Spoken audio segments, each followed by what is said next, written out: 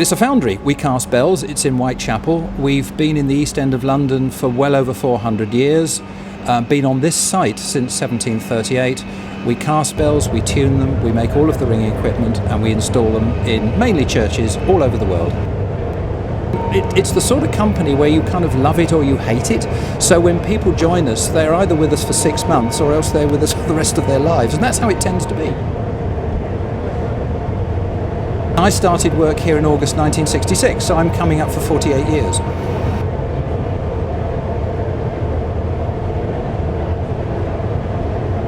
We're making things that will long outlive us.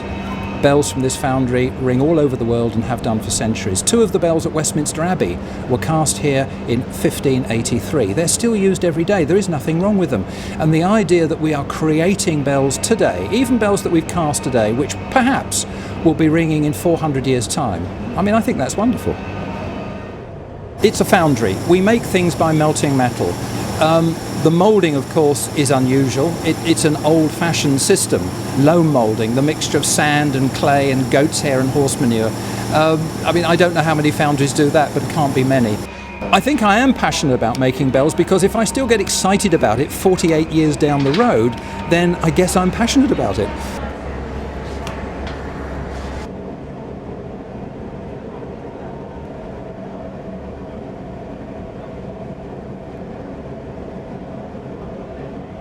A team of people, nobody speaks. A team of people moving together. It's almost like a slow motion dance in a way, but everyone is looking at the ladle. Everyone is concentrating on the ladle. It's all about the ladle and the control of the metal. So that if anything goes wrong, we are ready to take care of that when it happens. Only one person speaks, no one else talks.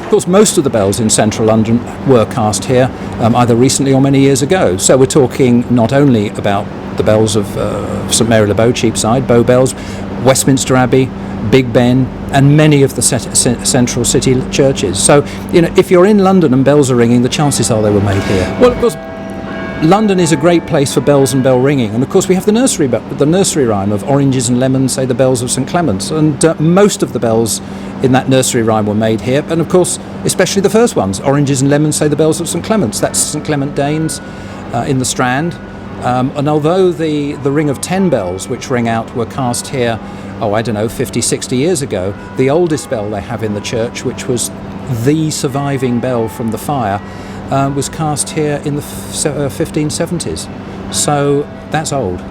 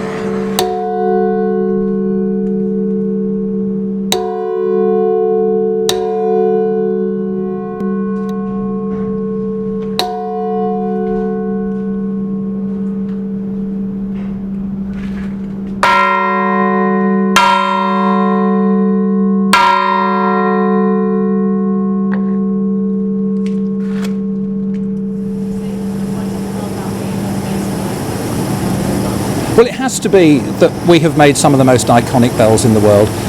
Big Ben, of course, Bow Bells, of course, the bells of Canterbury Cathedral, the original Liberty Bell, bells of Westminster Abbey, and of course, across the Atlantic in the United States, the change ringing peal at their National Cathedral in Washington.